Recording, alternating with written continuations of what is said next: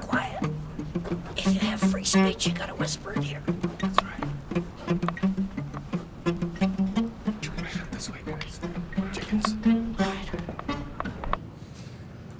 It doesn't look like Mr. Lamborn is showing up again. Can we have someone just check the restrooms real quick, just to see if he's wandered in there? Look for a wide stance. He might be in there. If Mr. Lamborn does not show up by the time we get to him, we'll have to bring in the chickens. But our first question is going to go to the Democratic challenger, Irv Halter.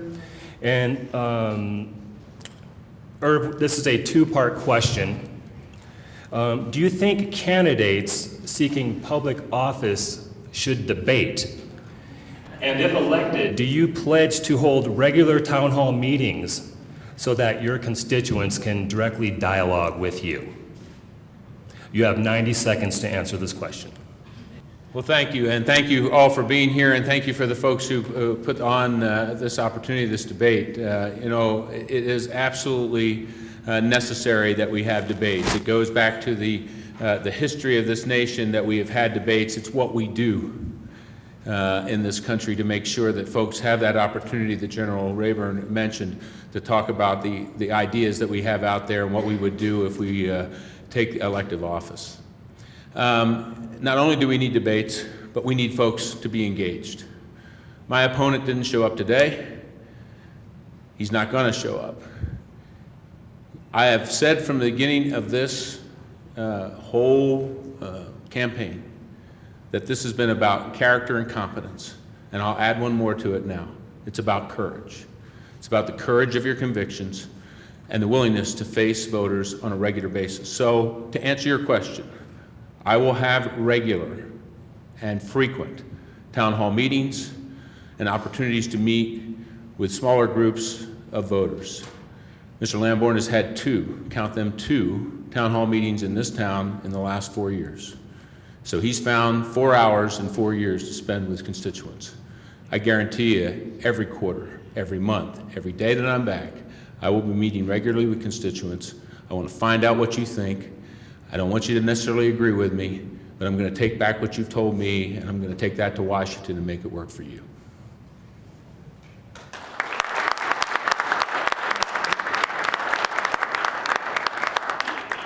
Is he here?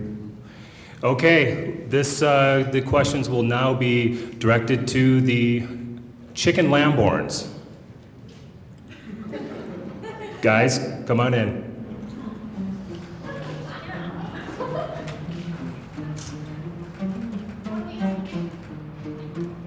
Chickens. Now, this question was a two-part question. Do you think candidates seeking public office should engage in a spirited debate? And part two, if you're elected, do you pledge to hold regular town hall meetings so that your constituents can directly dialogue with you? You have 90 seconds, chicken.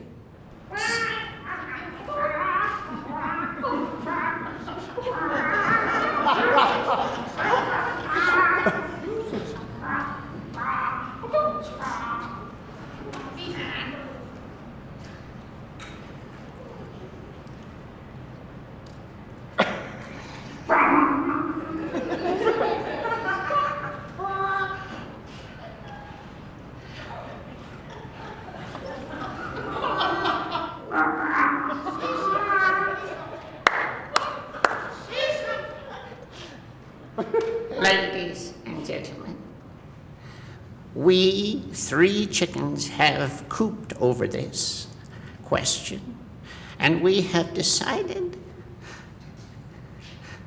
that we could get in a lot of hot water if we held town meetings. People could ask us questions. People could want positions. People could disagree with us. People could chase us around with hatchets.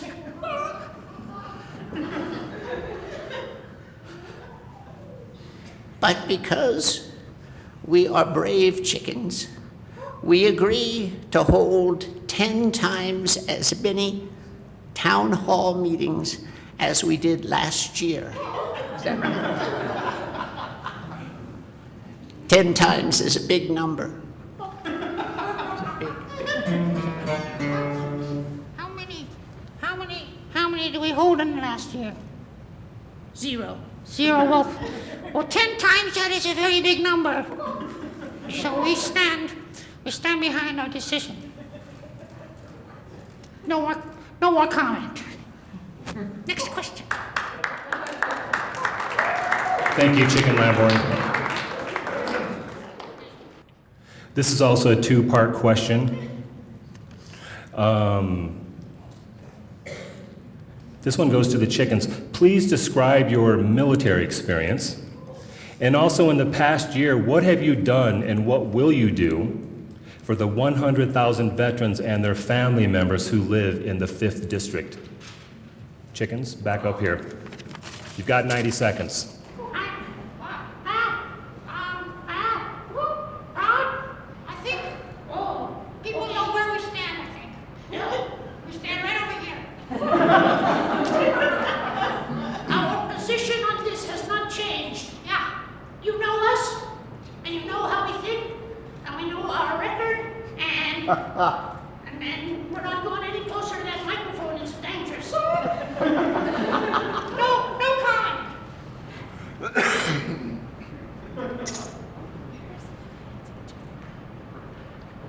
I just want to add that though we be chickens, we be hawks. Hawks in our minds. Brave chickens. And also, I just want to tell you that should Ebola spread to this area, we will mobilize all defenses. I personally will see to it.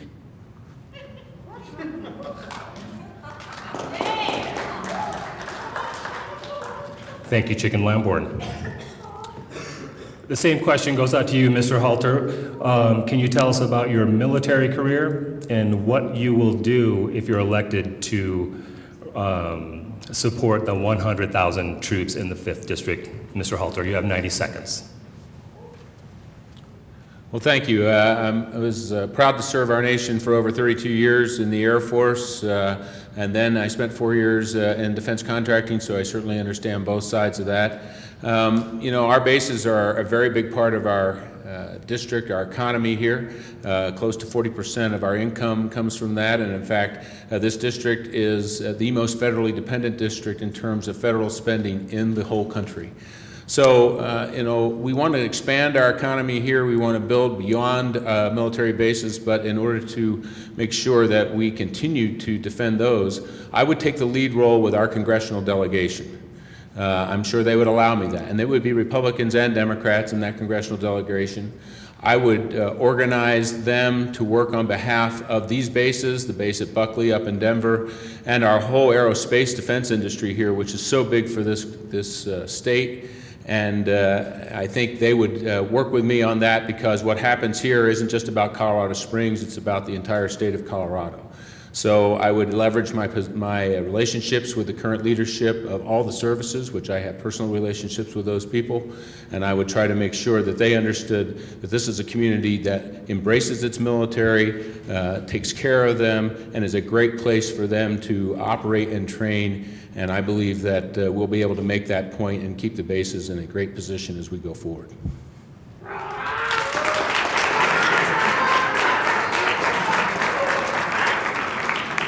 was going to say that.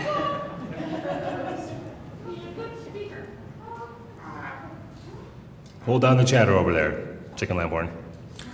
Okay, it's time for the closing statements. We're going to bring up General Halter first, and then he'll have 90 seconds, and then we'll give the final statements to Chicken Lamborn. Well, thank you again, and first I apologize that we had to have a comedic event here today. I appreciate the humor. Humor is important to life, but humor often points out more important issues. And that is that it is vitally important that we in this community look beyond just the normal things, the normal partisanship, the normal party affiliations, and look to send people of character, competence, and now courage to Washington. You know, Washington's broken. There isn't a Democrat, Republican, or Independent that doesn't think it is. And we're not going to solve it, the problems there, by continuing to send people who will not engage regularly with their constituents and who continually don't show up when you're there. You know, we've said this recently, but Mr. Lamborn is on the record as having missed well over half the Veterans Affairs Committee meetings and many other meetings back in Washington. I don't know what he does with his time back there, but I can tell you for one thing, if you're going to send somebody there to do that job, you need to send somebody that's there for you 24/7, 365, that when they're back here with their constituents, they're working with them, and that they do the job they've been assigned. We don't send people to miss meetings. We demand in the military, we demand in the private sector that people show up to work and do their job. Doug Lamborn has not done his job for 8 years. It's time for him to go, and I ask for your vote, humbly ask for your vote, as we move forward and take this district to a whole new level. Thank you so much.